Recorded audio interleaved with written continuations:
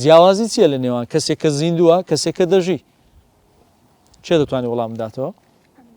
بەڵێ مایکەکە بووە کەسێک کە زیندووە کەسێک کە دەژی با لە زیندوەکەی دەست پێ بکەم کەسێک کە زیندووە با بڵێن ڕۆتینێکی هەیە ڕۆژانە دووبارە دەبتەوە هیچ شتێک نییە با ئەمن ئێستا لە ناو هوەر دەخینم ئەمن ئەگەر هەر لە ناو هوەر بم دەمرم پێویستە ئیشەچکە هەبی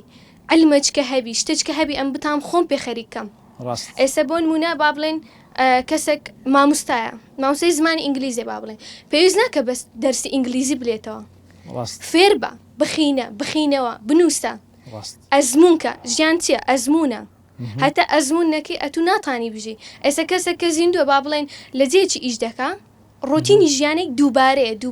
دووبارەیە ئەوە کوبرێم لەناو ئەو مەجالەی زیاتر دەرنایە بەزەگەت و مەسەلەن خۆت بە شتێچکە خەریکەی بخینیەوە با بێنە دەرە لە خینەوەش بچی ئیشەچکە بکەی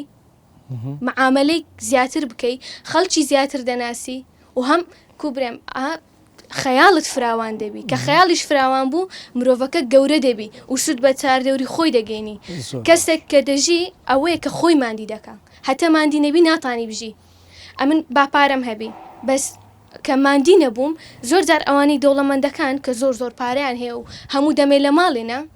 بێزارن ئەوانە لە ژیان زۆر بێزارن دەزانی لۆ چکە هیچ شتێک نییە بکەن هەموو شتێک بە حازری دێ مرۆڤ تام لەو شتێ وەرناگری ئەگە ماندیبوونی پێوەنەکە ماندیبوونەکەوت لێ دەکا بژی ڕاست زۆر باشە دەستەکان خۆشبی زانم کەسێک کە زیندووە و کەسێکیش کە دەژی جیاوازیان چییە؟ یعنی مەسەلەن پەرژیبی لە بەڕێستان ئاژەڵ تەنها دەخواتەوە و دەخەوی و ماڵێکیشی هەیە بۆ شوێنێک بۆ نیشتە جێبوون وایە ئەوە تەنها زیندووە واتە پێداویستەکانی زیندوبوونی هەیە بەڵام ئایا دەژی؟ نا ئەوەی کە مرۆڤ جیا دەکاتەوە لە ئاژەڵ ئەوەی کە مرۆڤ پێویستە بژی نەک تەنها زیندووبی یعنی مەسەلەن وەکو ئەوەی کە مێشنجینەکەی باسمان کرد خەریکی زانست و زانیاری و کۆکردنەوەی ئەو شتانەیە کەواتە ئەوە ژیان زۆر لە زیندوبوونێک گەورەترە کە ئێمەمانان تێگەیشتوین ژیان گەورەترە لە زیندوبوون ئەتوو دەکرێت بەجەستە لە ناو ئینسانەکاندا نەبی بەڵام لەگەڵمان بژی ناوێکت هەبی چونکە زۆر گرینگە ئینسان لە ژیاندا یعنی مەسەلەن بۆ نمونە 8 ملیار ئینسان لە زەویدا هەیە وایە 8 ملیار ئینسان 8 ملیار ڕقەمە وایە باش چەند گرینگە لە ناو ئەو 8 ملیارە ئینسان ناوێکی هەبی چۆن یعنی مەسەلەن هەتا ئەگەر تێبینی بکەیت لە خوای گەورە لە قورئانیشدا تێبینی بکە کە باخی بەناودایە وەکۆی دەڵێ وعلم ئادەمە ئەسماء كلها یعنی ئێمە ناوەکانمان فێری ئادەم کرد بۆ نێگوت ئێمە ڕقەممان فێری ئادەم کرد بۆ دەڵێ ناومان فێری ئادەم کرد کەواتە ناو گرنگە یعنی مەسەلەن گرنگە ئەتو لە ژیاندا ناوێک شتێک پەنجەمۆرێک بەسمەیەک لە دوای خۆت دابەجی بێڵی بزەبت کە ساعتێک جێبێڵی یعنی ئەتو بۆ نمونە کاکە ژیار وانە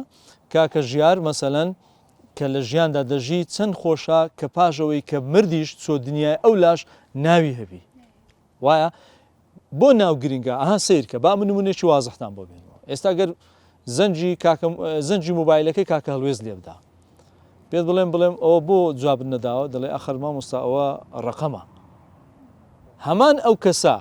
نامەیەکت بۆ دەنێری پێت دەڵێ من فلان کەسم هەر بۆ خۆت تەلەفۆنی بۆ دەکەیەوە ئەعتیزاریشی لێ دەخوازی و ناوێتشی لێ دەنەی لەبەرەوەی دەبتە جێی باەخ کەواتە ئینسان لە ژیاندا دەبی ناوی هەبی نابی تەنها هەر با بڵێن ڕقەم بی باشە